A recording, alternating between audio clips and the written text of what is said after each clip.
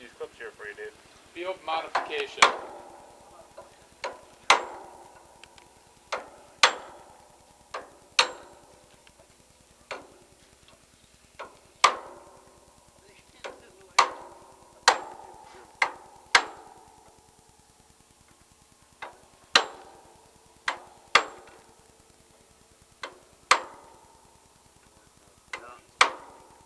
What are we doing here, Joe? Carl, our fixing Carl's mistake. What happened, Joe? Why are we placing the bats already, Joe? Where's Carl when you need him? He's the one that did all this. What did he do? He screwed it up yesterday, so he's off trying to screw up something else now. He's trying to a piece of concrete. Concrete? Yes, sir. I'll tell you something, there's one surprised fellow when I told Dwight that he found a piece of concrete in that field. Oh, is that right? Yeah. He said, you what? I said, it's a good thing we picked it up for you, because otherwise you would have. For us.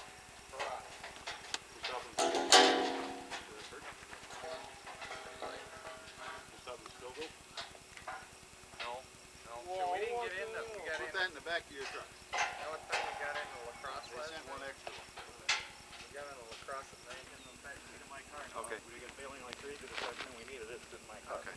That's why I'm gonna be out east the week of the Farm Progress Show, because somebody moved the sales meeting up to the middle of July. I think it's a great time for sales.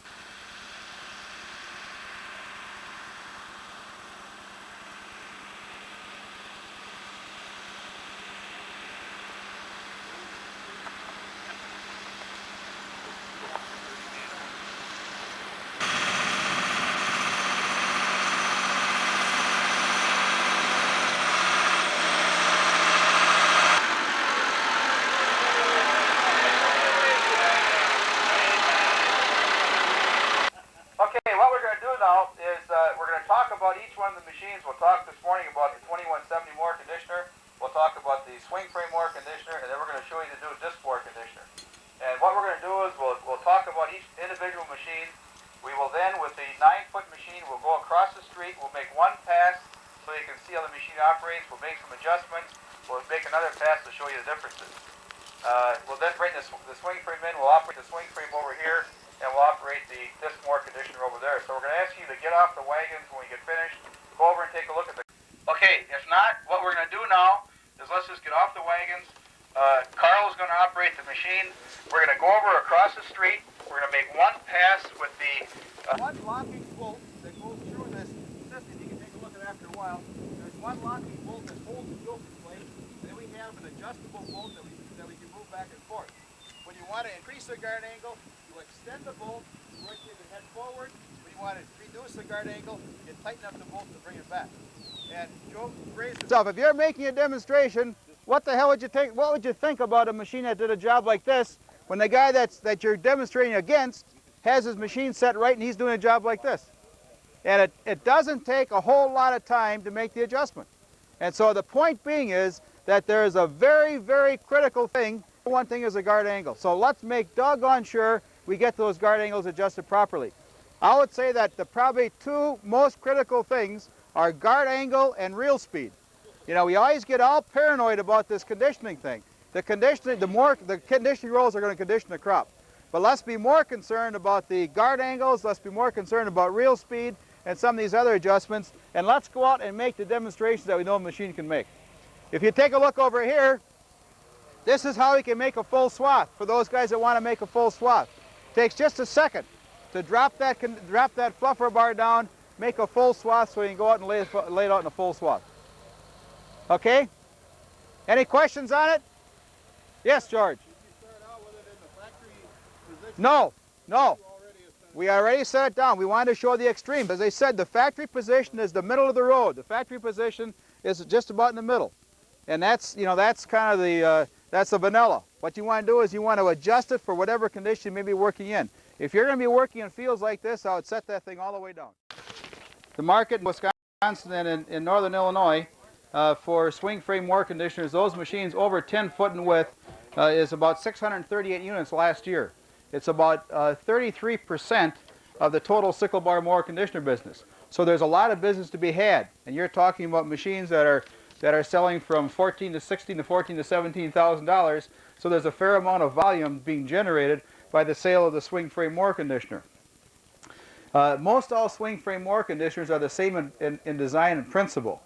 And the big advantage, the advantage of a swing frame are basically two. One of which is that you can put more crop into the windrow because obviously you're working with a 12 or a 14-foot head. And for that guy who has a larger forage harvester or larger round baler, that point becomes important. So you can put more crop into the windrow, you can get that field chopped faster, you can get the field cut faster first of all, get it chopped faster, so you increase your overall operation. So for the person that has the larger fields, the larger capacity forage harvesters and balers, the wider machine has a big advantage. The other advantage is that being a center pivot machine, the machine pivots in the center hydraulically, you can cut from both the right and the left-hand side of the tractor. Then you can trail the machine directly behind the tractor, moving it from field to field or wherever you want to move it to. The advantage of cutting from one side or the other, or from both sides, is you can cut back and forth across the field as opposed to going round and round the field.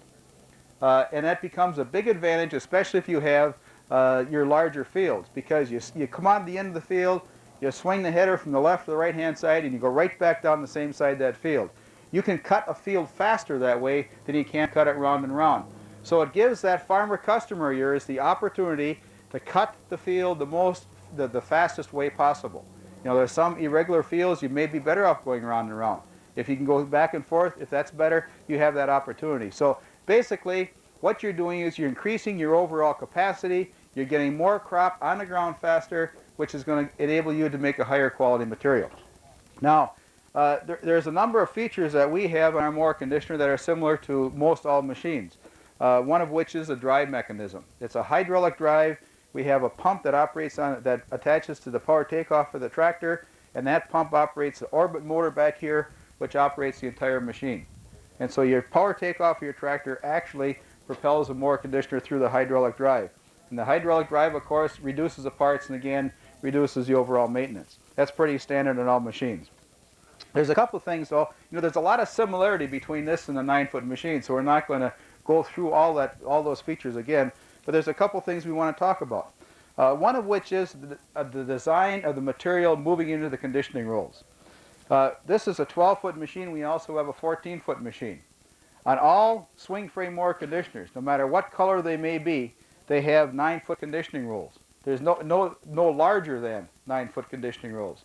Some are 4-foot, some are 5-foot, but nothing is larger than 9. So in all cases, you must have some type of a converging means that's going to take this 12 or 14-foot material, converge it down into the 9-foot width. And the key is to do that uniformly. The key is to do that uniformly so you have the same amount of material going through the conditioning rolls at the same time, so that you even uniform conditioning, which is very important. You know, one of the things that you have with some mower conditioners is they feed one side more than the other, or they feed the sides more than the ends. And if that's the case, your rolls are going to open up more on the sides, you have more conditioning on the sides, you have very little conditioning in the center.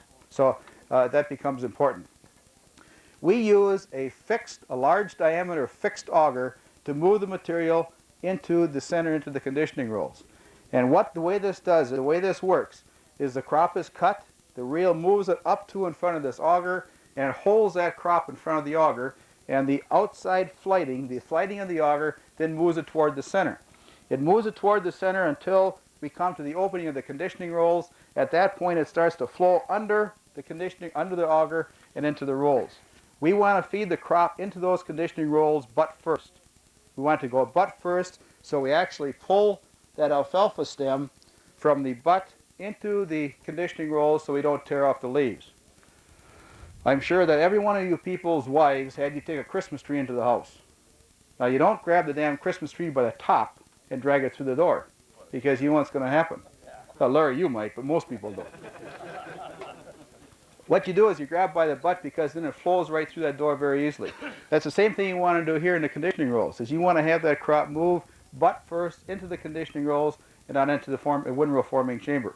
And the auger such as this does that. It keeps that crop standing in front of the rolls, or in front of the auger, moves it to the center, it drops under the roll, under the auger, and into the conditioning rolls.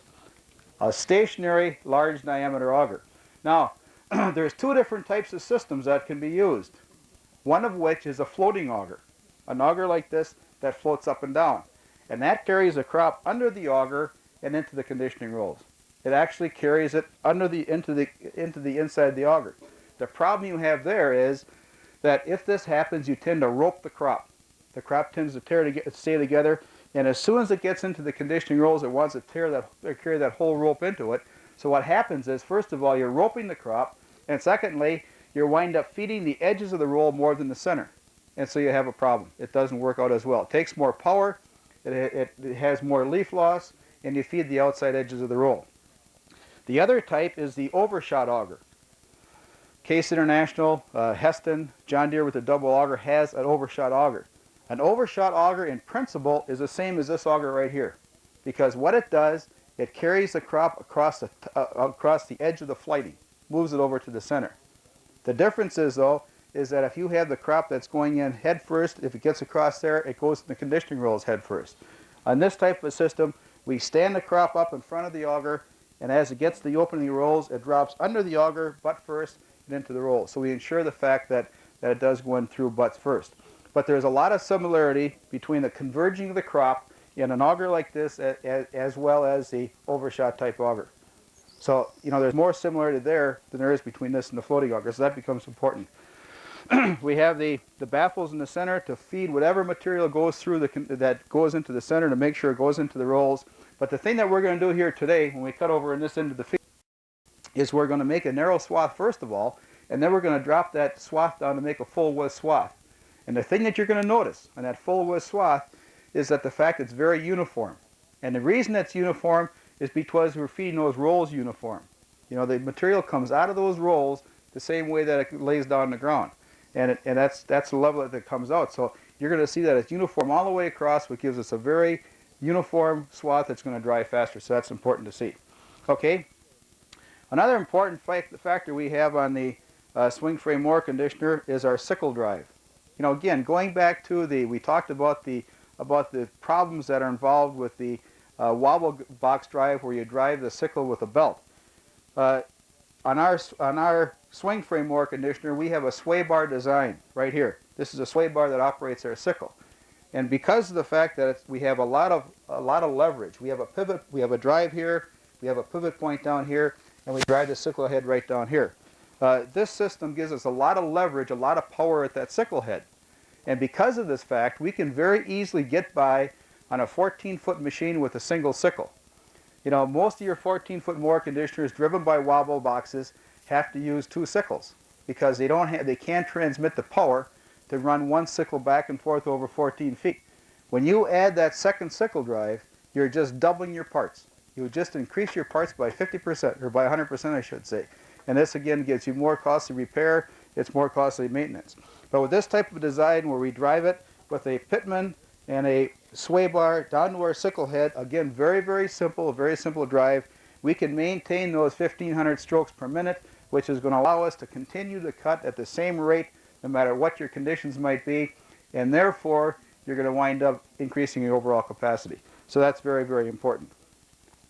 As far as our conditioning rolls are concerned, the conditioning rolls are the very same as we have in the 9-foot machine, so we're not going to talk about those. The windrow forming chamber is the same as the 9-foot mower conditioner. Same identical rolls. The only difference is the shafts coming out of those rolls. So that's the same. The guard angle adjustment, again, is very important. We adjust it very easily on a swing frame by adjusting that center link right down there. We can range from about 20 inches to 23 inches in distance between the two pins of that extendable center pivot point. And that's going to give us a guard angle from 8 degrees to 14 degrees. It's just, you know, on the conventional we go down to 6, here we go down to 8. So you can go from 8 to 14 degrees or any place in between. Now, we're not going to change the guard angle here, but the same thing can happen here as happened in the 9-foot mower conditioner over there. If you don't adjust it, you can screw up a demonstration. So make sure you get that guard angle adjusted properly. Other than that, the machine is very simple. It gives us, it gives your customer the opportunity to do a good job of cutting, good job of conditioning, and make a nice windrow at a very competitive price.